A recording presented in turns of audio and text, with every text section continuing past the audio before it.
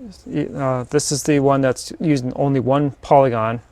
It's still overriding everything because I forgot all the other polygons in this thing are picking up whatever color is down here. So that's what this is. So it's going to completely override the rest of the texture. So I don't get to see the other one I've got underneath. The way to get around that is just go back to Modeler. Select those polygons. Just cut and paste, just make sure they're separate. I'm going to give them a weight map. Just say mask.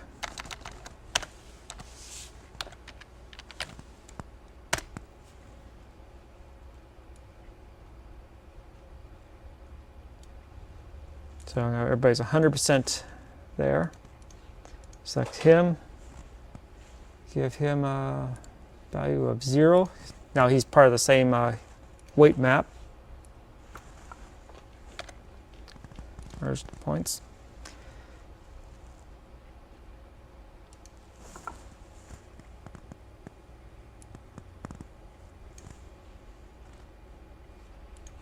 Synchronize. Go back to the surface. Turn on that front surface. Add a gradient. It's going to be weight map. Pick up the mask. And I'm just going to render that as a color mask first.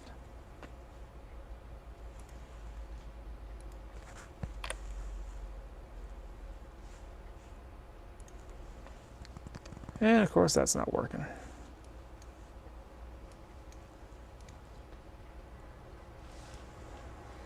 That should be working.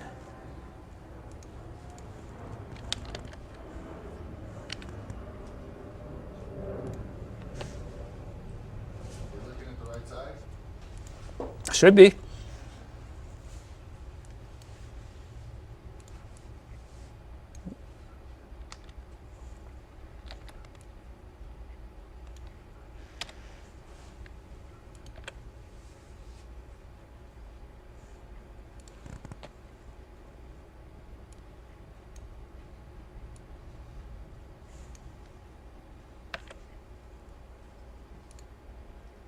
Okay.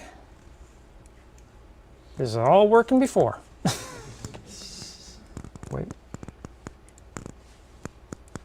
That stupid jet that we bought. Yeah.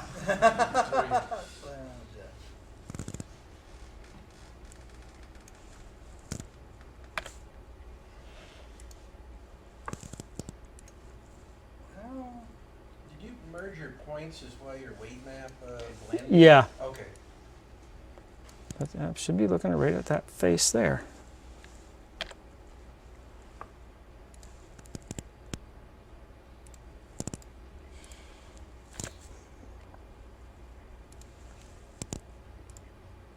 Well, we probably 100% won't have happens. this problem in core, will we?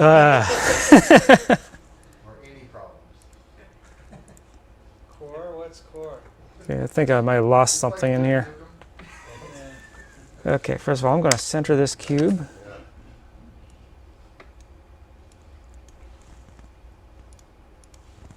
I'll believe core when I see it. Okay, saved. Synchronize. I don't want to see core because then I got to learn a whole new interface. Yeah, You know, my brain is. you might notice I'm still using the 6.5 configs basically. Oh, yeah.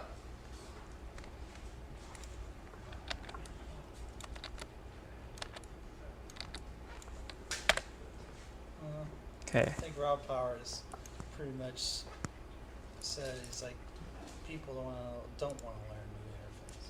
no. Hell, I don't. Just give me all the new tools and Oh, no, I'm an idiot. I've been using the nodal gradients for so long I forgot that the default one starts at minus 100. oops. Let's go with 0.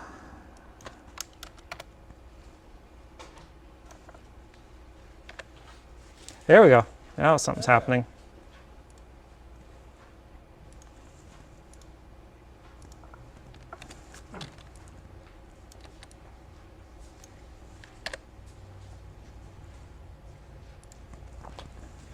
Yeah, okay, I got it.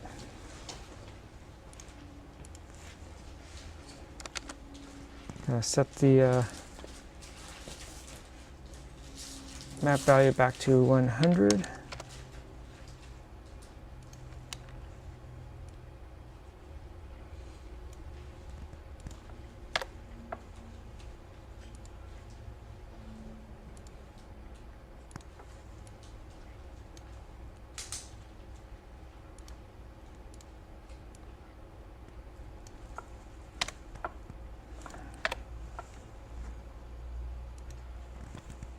Okay, go back to this.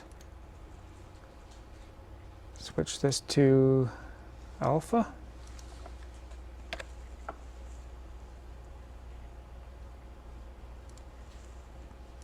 Okay, invert the keys.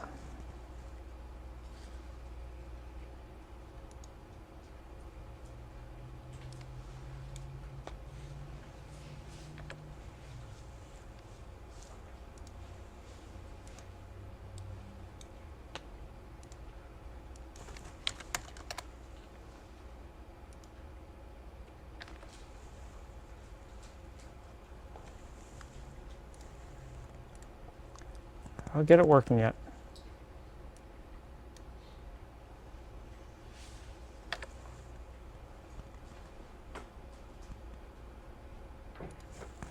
Okay, that should be working.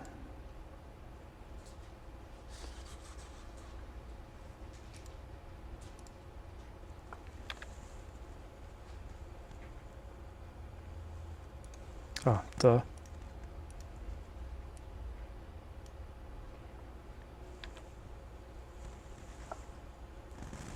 There we go. There you go.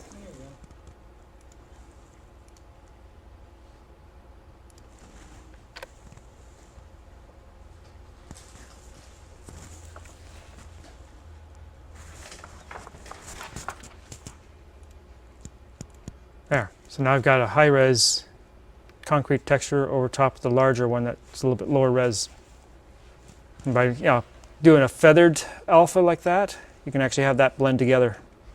So you can actually have like certain areas of your model with a higher res map that you're going to focus on. So for something like this, you could actually say like, on like a dinosaur, have a nice high res image map of the wrinkles around the eye and use a weight map to define that separately from the rest of the texture. So you don't have to paint like a super huge map of the entire face just to get those high res wrinkles when you just need the wrinkles. And then do some wrinkles around the lips and have that separately again. Is that dirt and all that other stuff? Was that all separate UV maps then, or is that? No, actually, you can see it in here. The dirt's all centered in here. That's actually using a weight map for the center line.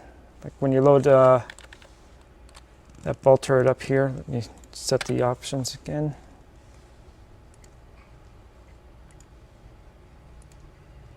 Fortress.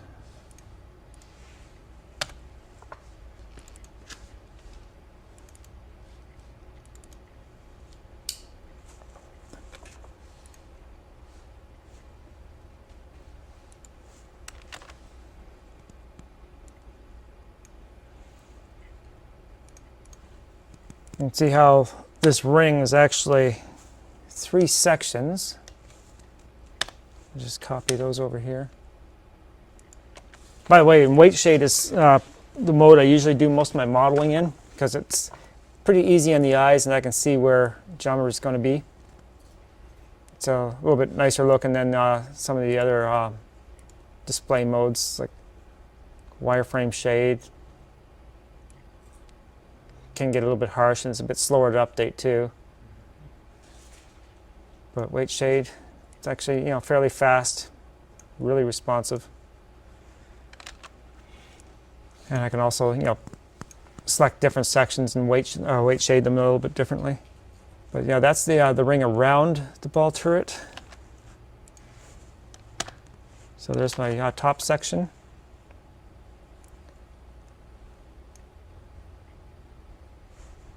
I don't think I've got dirt there, no. Edge weight. There we go, there's a grunge. But I'm actually using the weights to say where I put the dirt. So this little grunge thing here is putting that little yellowish staining on the center, but not at the edges. So it's a UV map for the rivets, and then you have right. a weight shape for the. Okay. Yeah, and for the seams and that, I actually modeled those things in. How'd you get the variance on the weight? Oh, okay, there's something I can show. I'll make up a little grid.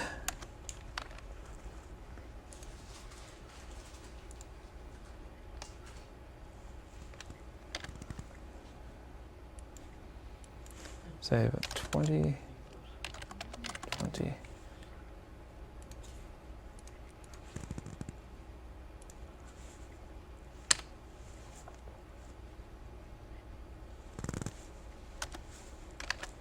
Okay, that's just a fairly simple grid. There's a little tool a lot of people don't even know exists. It's called textured points. Let's see, I've got over here. This is really handy. First thing I'm going to do is just give it a dirt texture. But it has the surface editor. So you can use an image map. So I can actually pull up, like, say, where's that danger? Guns down. Automatic size. Let's scale that correctly.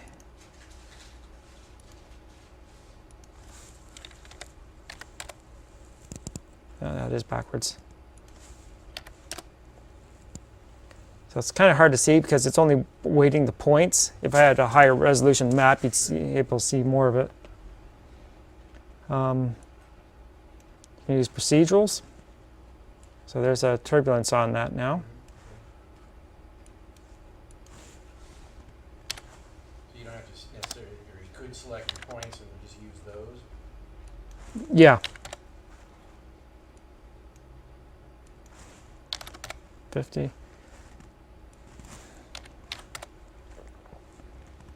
So there's a turbulence on that. I can also move it around. Whoops, don't want that. Yeah, they get too close.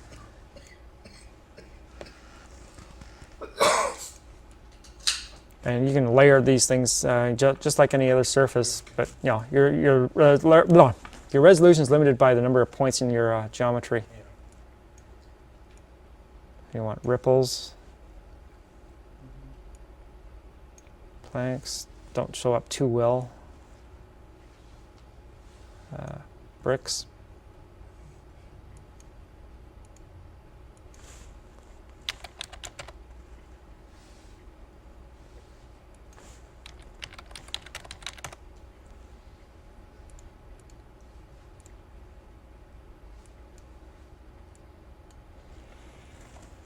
So most of the time I'm just using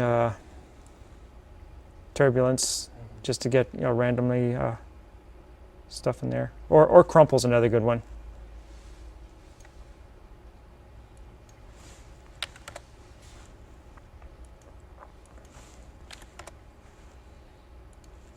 If I subdivide this a few more times,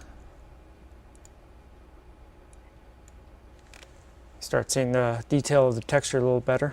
What was that tool called again? Textured points. Well, it's too strong. Go back to 1.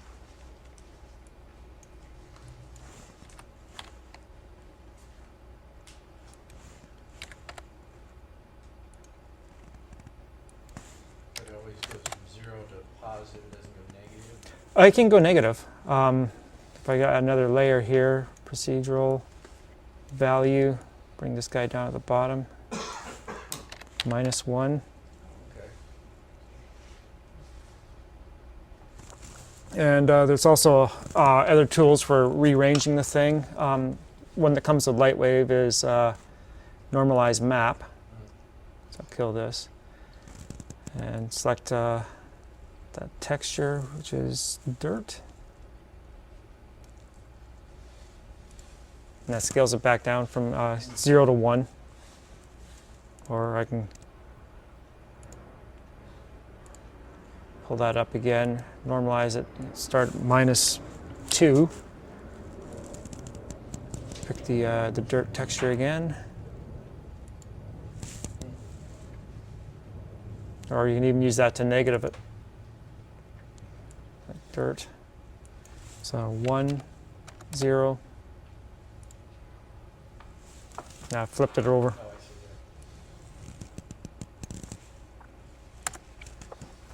there. And it's also a handy little thing for making landscapes. It's like the fall off on a move tool to weight map. And it'll pick whatever weight map you've got.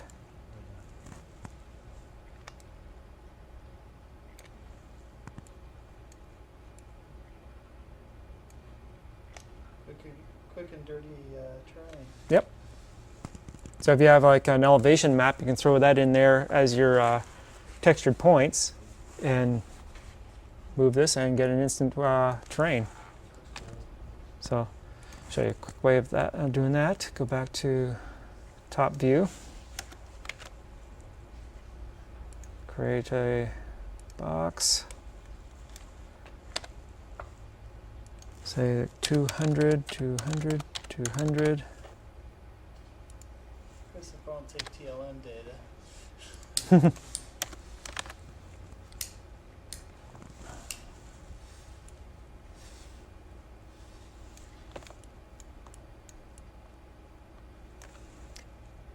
Got my image editor. Let's load up a terrain that I actually do have.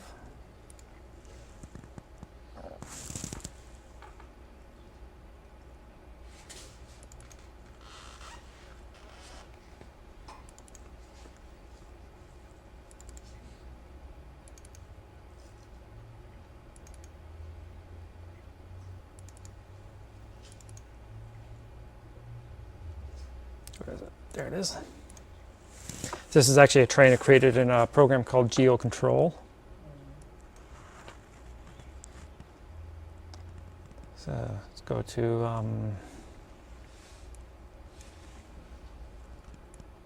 make a new weight map.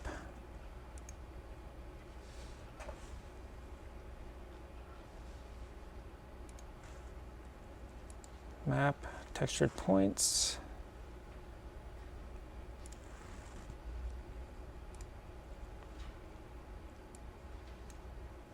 Notice it remembers your settings from the last time you've used it. So remove that. It's going to be image map.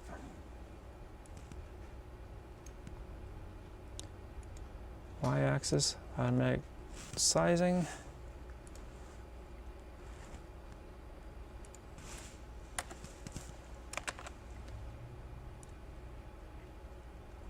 It's kind of hard to see with all the lines, but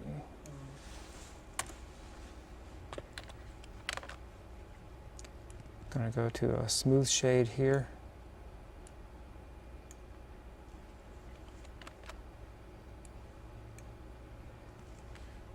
I've still got the weight map fall off applied to the move tool. Yeah.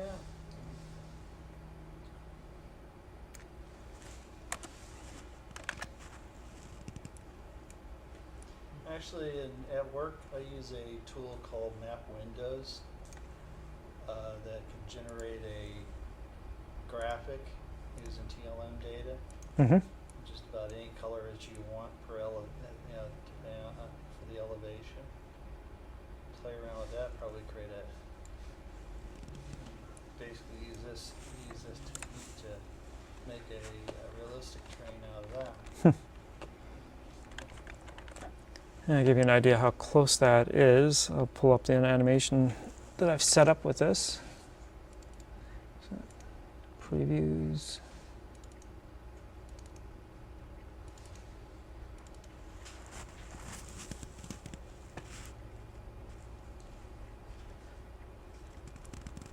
So the animation, the camera starts over here, moves along through here, then moves up and gives you an overview of the whole thing. And I've got like 2 volcanoes set up. So here it is with the GeoControl textures.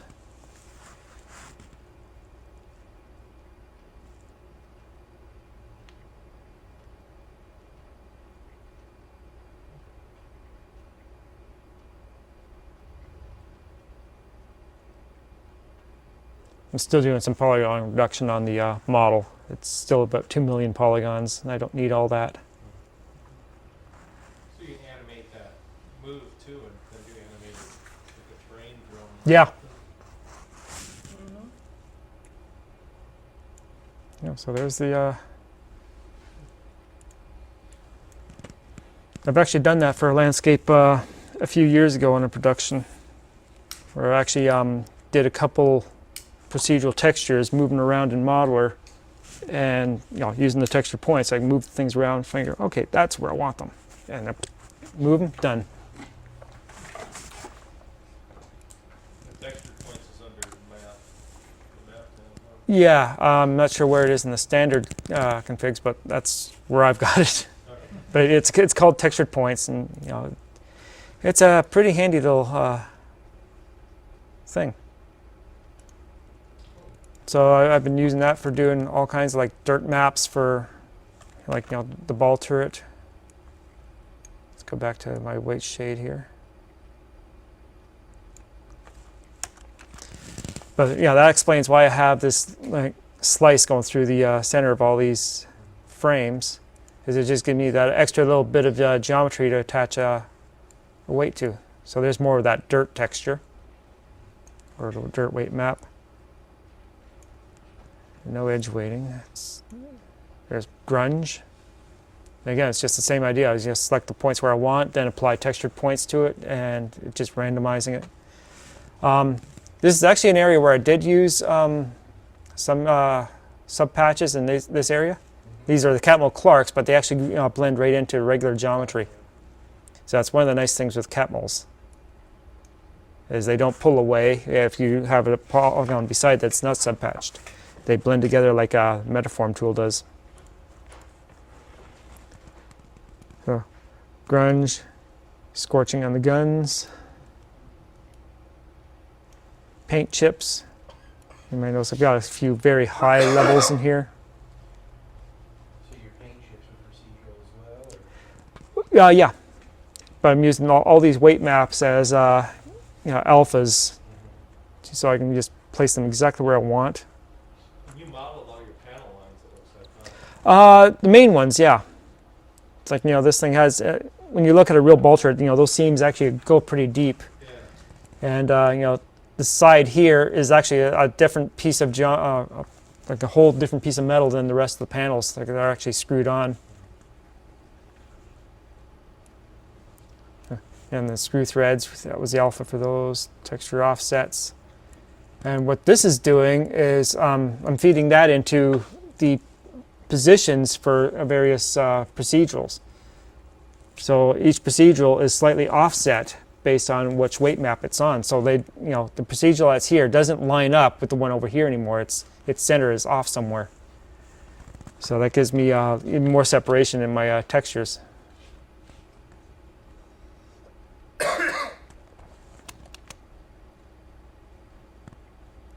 Let's see, where do I have it?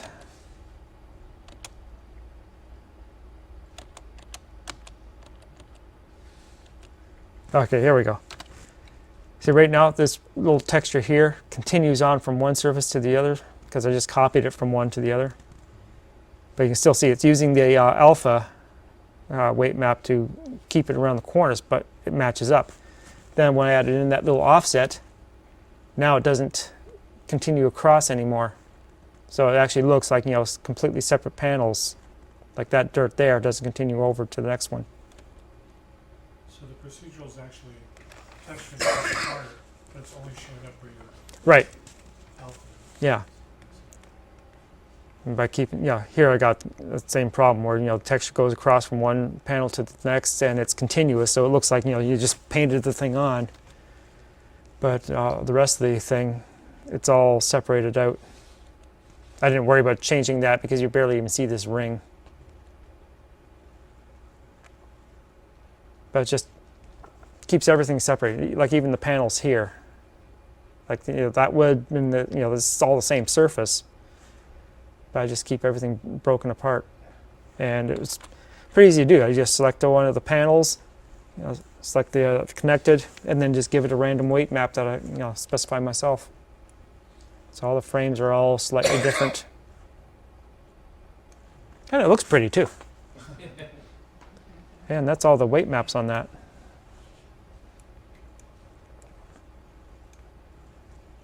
And the whole plane was pretty much done, you know, the same way. Pull up that thing.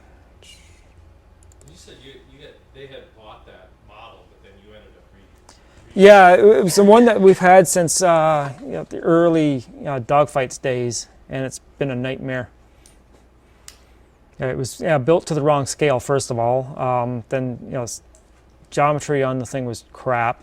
Windows were way oversized, so I had to scale those things down. They're still too big because I didn't want to, you know, rebuild the entire body, which would have saved me time if I did. But yeah, here's a preview of the thing breaking apart.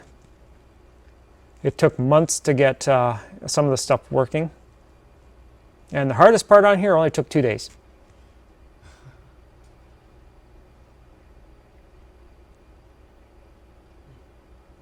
So all those little yellow canisters, 2 weeks to get them to not fly through the collision objects that they're supposed to bounce off of. The guns came off easy. This shredding was, you know, pretty quick. There's a little antenna cable that snaps up here. That took me 2 weeks to stop him from going through the body all the time. And you really don't see him whipping around here, but he ends up, you know, laying across the top of the roof. You saw him swing there.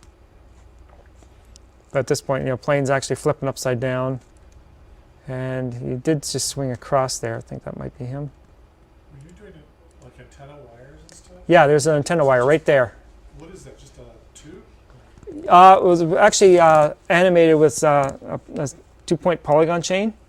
And I'm using Metalink to match a tube to that. So it makes it easier. I don't have to worry about the tube collapsing. And the same thing with all these cables. So that little cable took about 2 months to get working right. These tanks, 2 weeks to get them to not jump through the collision object and use it as a hyperspace portal. 2 days for these guys. The ones I figured would be the hardest.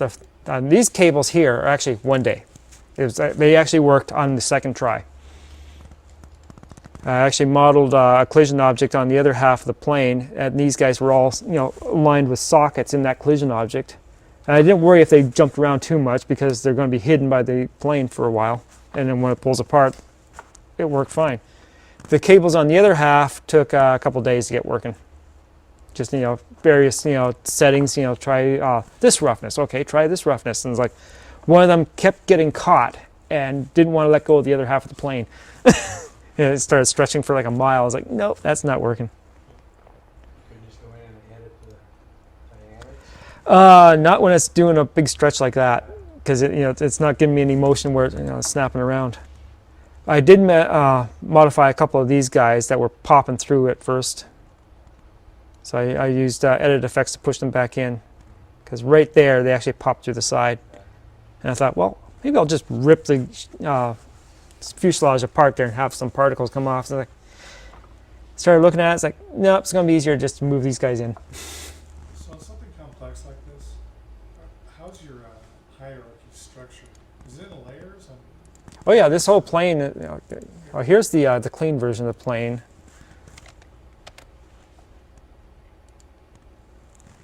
So I've got the main body there. Windows are separate, so I can turn them on or off. The bomb bay doors, the wing. Now this is not my geometry. That's really horrible. But somebody actually modeled in ridges on some of this stuff. I get CAD models once in a while. I would have looked at it. Well, the problem with this plane when I got it, you see how the wings are canted up a bit? Somebody used a morph to do that. They modeled them straight, then morphed them up, and you had to have the morph turned up. No, I had to do that myself. I'm sitting there, oh, I got to get rid of that morph because if I need to cut something in here, well, it's going to be cutting it down here, not up here. And all the engines and everything were originally centered, and I had to use a scene to put them in place. So I ended up fixing that myself. I did build that engine. Like everything here is all my geometry. Rebuilt the propellers, and they do have a morph, so you can So you feather the blades. well, you can do all kinds of stuff. Yeah, like there's a damaged blade, Yeah. but yeah, there is a blade pitch.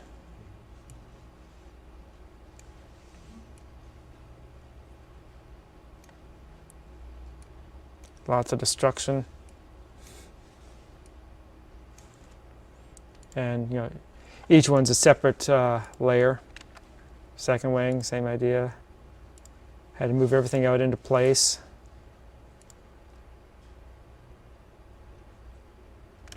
Rear door, we found out we were opening that, so I had to separate that for this model. All the trim and control surfaces are all separate. Top turret. And then when you place that, you have to get it so No, they're actually all modeled in place, and then I just moved the pivot points. and then when you animate the whole plane, you just turn all the layers on it. It's all connected to. Yeah, so like you load the plane in, everything's right where it's supposed to be.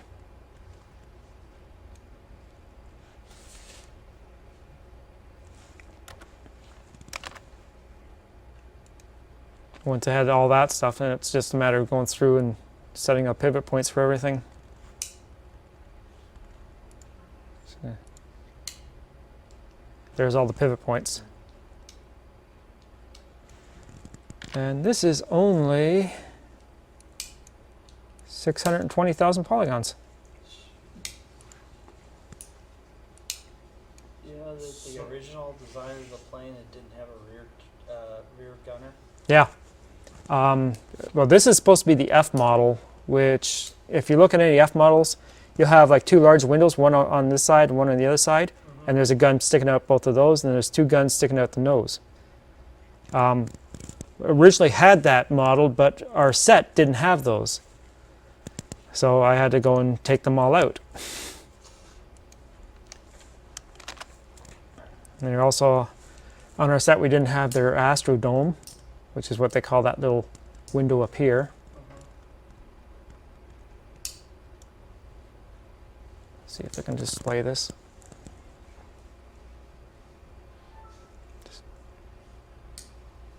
You can see why I like smooth or weight shade. It's so much faster than this.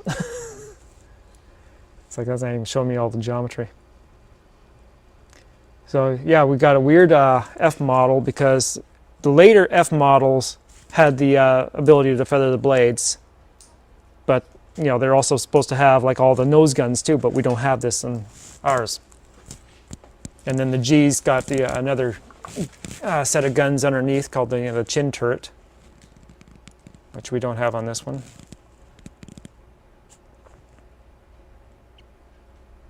Okay, I'm going back to weight shade.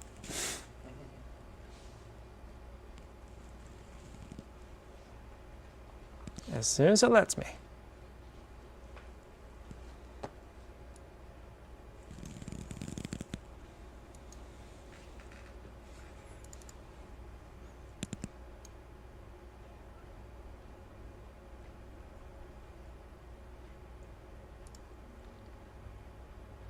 Those just test renders? Yep, it shows some of the geometry that's inside. Got all the What are tanks. those canisters? Oxygen. Oh, The little blood panels that go inside the windows. So when a guy gets shot, you got blood all over the place.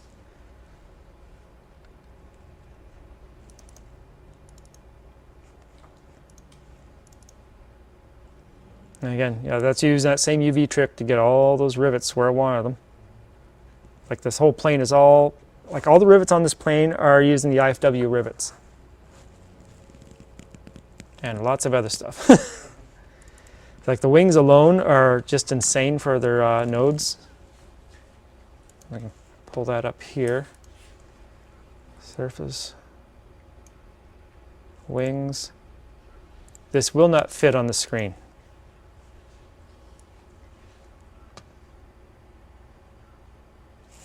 There's the main colors. There's the IFW panels and rivet textures. This stuff up here is setting the bumps and everything for the top half of the wing, and this is the bottom half down here. So I'm using a whole bunch of different values I can set once here, and it controls a whole bunch of nodes. And everything's split with a weight map defining the top and bottom halves of the wing separately. Yeah. You ever come back to this and go, what the heck did I do? That's- All the time. Yeah, it's one of the problems when you're working with a long shot and you get dragged to do something else, and then a couple weeks later you come back, it's like, okay, what the hell was I doing that for? What was I thinking? That's wrong. Yeah.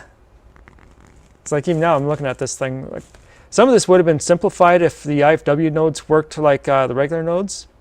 Like if you look at a regular node here, you've got like your foreground, background color, blending, and opacity. IFW nodes don't have that. They have foreground and background colors right here.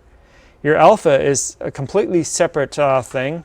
Like with these nodes, your alpha is actually defined by opacity. So if you say 100%, well, your alpha output is going to go from 0 to 100%, depending on what your texture is. And your blending mode is based on that. So if I'm adding like black to this, or sorry, this tan color to black, and I have it set to like 60% opacity, I'm never going to get more than 60% of this color on top of the black. With the IFW ones, it's always 100% of these, no matter, even if I set 60% here, well, wherever the alpha would be, 60%, it's actually putting 100% of this color over top of this. This is only for its output. It's got an alpha and a not alpha. So it actually does its color mixing. It's always internally at 100%.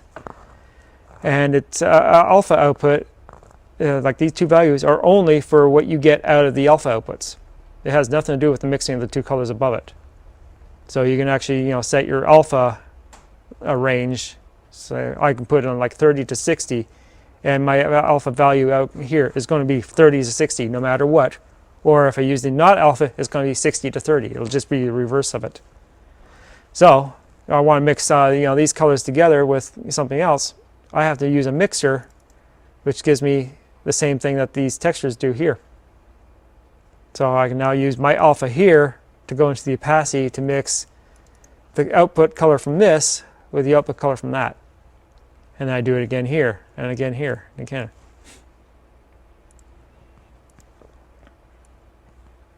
No wonder you went crazy. Yeah. But yeah, that's an impressive node network, and all this is doing is, there's my color. I'm using a weight map to define the top and bottom of the wing. So there's the green-gray mix. So this is giving me my shades of green. Actually, that's actually modifying this. One of the things you can do with nodes is you can actually add something to something else.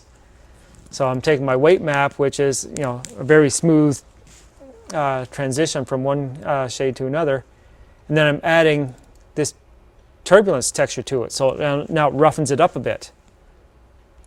And then I use that going into a gradient, which gives me a transition from the green top to the gray bottom. But instead of using these colors, I'm using my procedural colors here. So I got two very slightly different shades of olive drab and two slightly different shades of battleship gray, basically.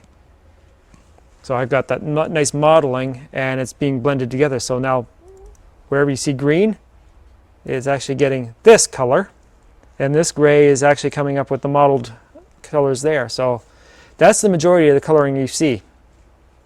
And I have this little color layer here, which is just adding in some logos. So I've got my roundels and saying where to put them.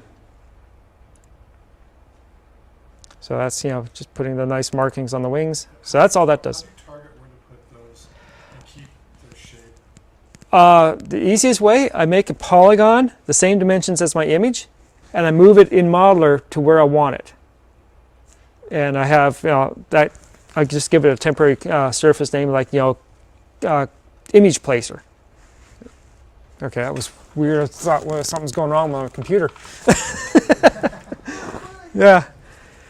So I'll just move that little polygon into place and scale it to where, what I want, and I'll have the image mapped right on that. And I'll just scale the polygon, auto size. Okay, it's like, yep, that's right. I'll copy that texture layer and place it on the new surface, and it's locked in place until I scale the model, and then I have to go through the whole mess again.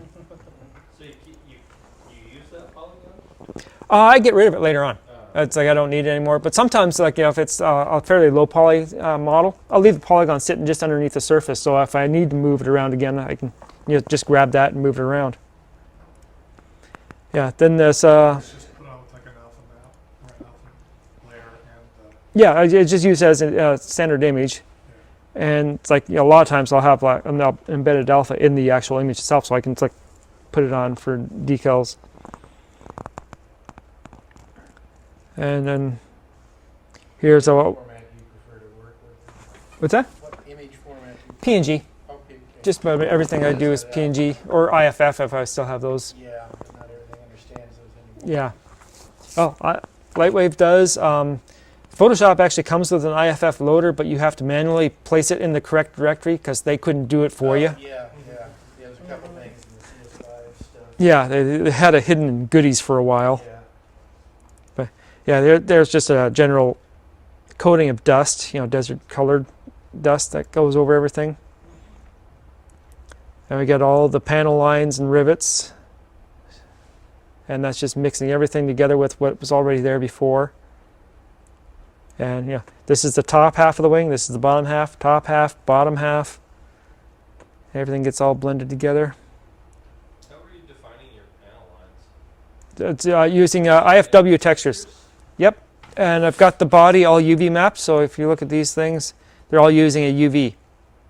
And how big were your image maps for, say, panels, since I know you're going to get pretty I had to drop them.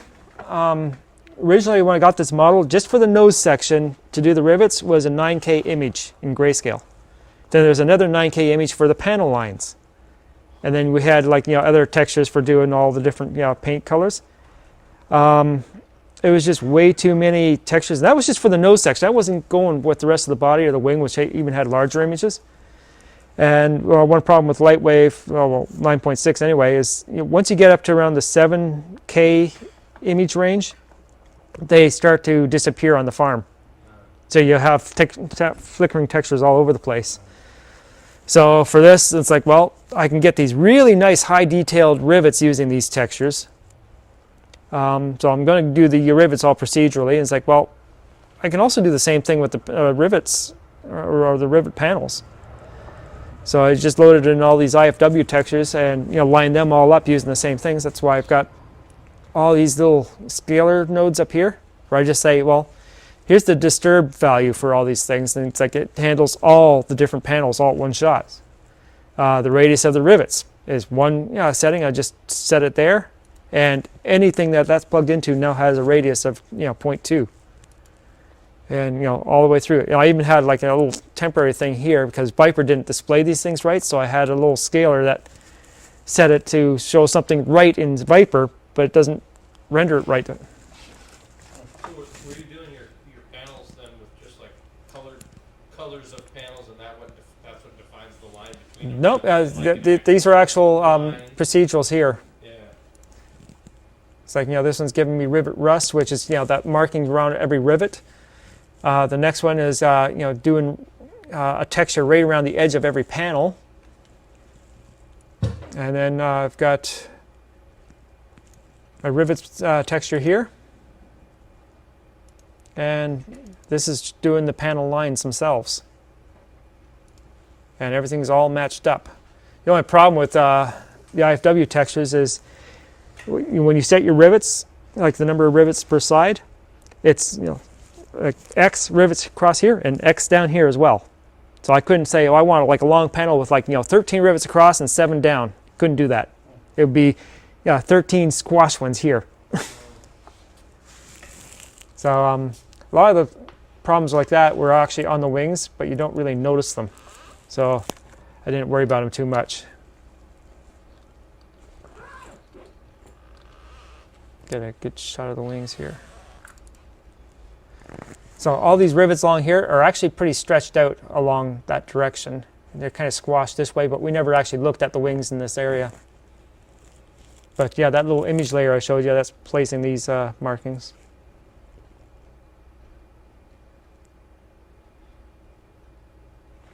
And that's, this section here is using that UV texture I just showed you, where you do UV spider and get everything all lined up. And then I just lined up a whole bunch of IFW panels with rivets going across. Did the same thing with the body here. The speculars look real nice on there. Thank you. That took a long time, actually. Yeah. It also took 3 days. It took 3 days just to get the colors. Because I actually already had all the federal standard colors input into Jovian, thanks to Ken. So I'm looking at little color sheets for these things, and I said, well, they're using federal standard 33087. It's like, okay, wait a minute, I've got that. So I just go into Jovian, and it's like, let me show you that. Here's Jovian. Here's Jovian. Here, clear. Go down to federal standard, FS 33087, and there's olive drab. And there's also 88, which is another version. So I just did a turbulence texture of those two modeled together. So that gave me the actual color of the plane. It might be. Okay. Yeah. I don't recall seeing it. Yeah, I posted those, and like I actually set that up and added in, like, star colors. And not sure if no, I didn't do the testers one. Somebody else did those. But I put in all the federal standard colors off the federal standard website. So I had that all set up. Then boss is looking at the plane. He's like, "Well, it's not quite what I want. Can you get it to match this?" And it's like, got reference photos of various planes. If I can find them.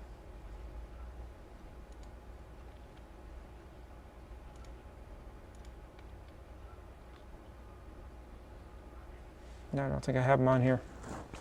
Anyway, we found this one, B-17, and he liked that color. It's like, well, okay. Well, I'll use Jovian, and I'll just, pick the image or pick the color from the plane and put it on there. And he's looking like, no, that's not it. Because, once you got lit with the sky and everything, it kind of color shifted again. Nah. So he goes over to the Federal Standard website, pulls up this color slab, and he's like, can you make it that color? He's like, Federal Standard 33087. Yeah, I've got that. So what I had like 2 days ago. So I threw that back on there. I was like, yeah, okay. But then, just perception does change. yeah. Reading the news the next day, arts kills. No, well, you can see how much the color changes. That's just the same color. Yeah. If it was overcast or sunny. Yeah. So is that a regular highlight just because of the butt? That pretty much, yeah. It's I believe that's a Fong surface. Go back to fuselage, main. Here's the fuselage. It's a little smaller. It's like the top half of the wing mainly. Oh, that's interesting. Got nodes piled up. Yeah, the specular is, yeah, it's a Fong. But I've tightened it up a bit with a gamma adjustment on it. So it's really bright in the center, but feathers off a little bit quicker. So yeah, another one of those things you can do with shaders is you can actually really fine-tune the look of each one. Yeah, there's the bottom. You can see the rivets are really stretched here. And yeah, that looks pretty horrible there. The original geometry was really only good for breaking a wing off. Because, you just like select a whole bunch of polygons, and it's like cut, and it's like, oh, that's all nice and jagged. It looks like it's just torn apart. It's like, it's the only place that original geometry worked. And that's all IFW, or sorry, HD instance planes with random nose arts on each one. So you got McKinley's aces over here. Can't make out those guys. But even the numbers and everything were all randomized. Yeah, there are some tests of just getting the cables. Bullet holes. That was all done with just an image layer node. And then I found out that nodes do have a limit to how many things they can do. Because as I was doing the bottom of the plane, adding in all these little bullet holes. Let's go back to the wing surface.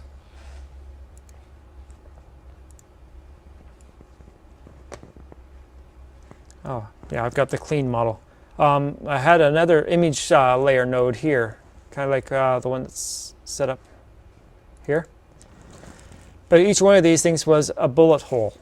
And it had like, 30 bullet holes all lined up. And I just put one on there, I move it around, walk out in Viper, and it's like, okay, that's right. Copy it, move it again, copy it, move it again.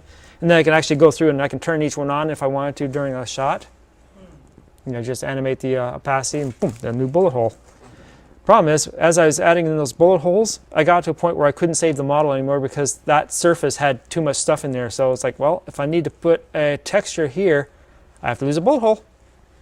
So started, cutting down bullet holes where I didn't see them too well, just to, add in, some other dust later on.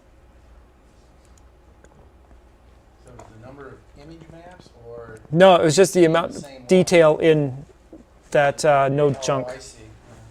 I think it's got like a 65,000 character limit or something, and I reached it. Should get a t-shirt for that. Apparently, I'm not the only person that did that because I mentioned to Ken, he heard about it from somewhere else, and it's like, oh wow, so I'm not special.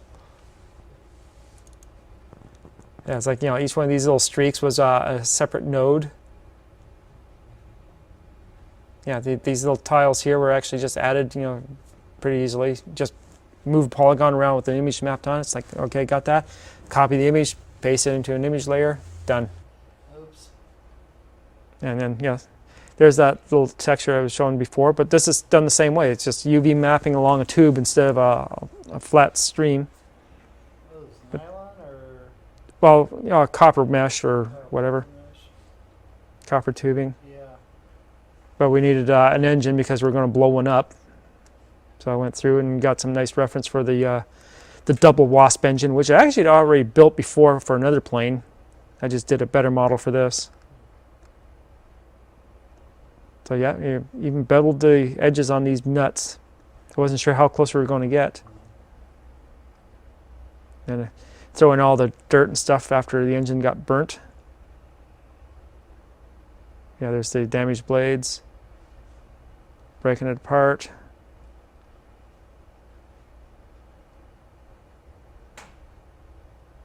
So there's the morphs for breaking.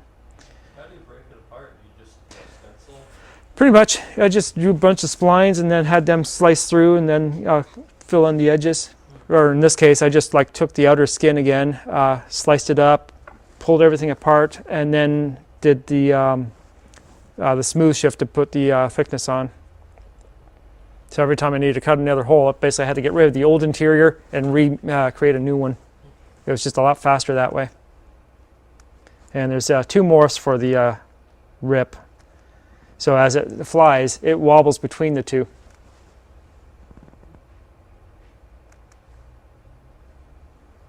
And there it is on the plane.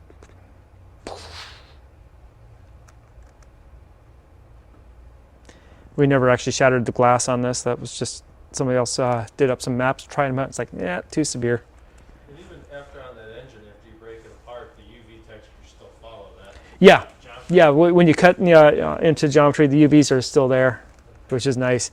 Unfortunately, you can't use rounder or edge bevels because they will start squeezing. Like edge bevel will squeeze the texture in. So if you have like a box and you do the edge bevel on two sides, well, these two edges in UV get moved in here, so your texture gets stretched out. Rounder just screws them up. So, do rounder before you do any UV mapping. Got working landing gear on the thing. We did a few shots of this plane landing and taking off, and I think those are some of the best shots in the movie.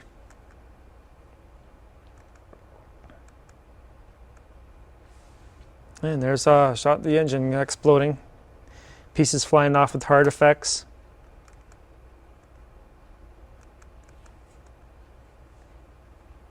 We even have the actual gun sight up there.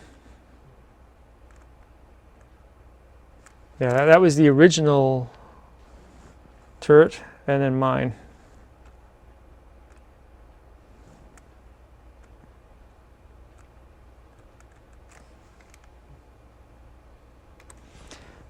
That was the longest I've ever worked on a model.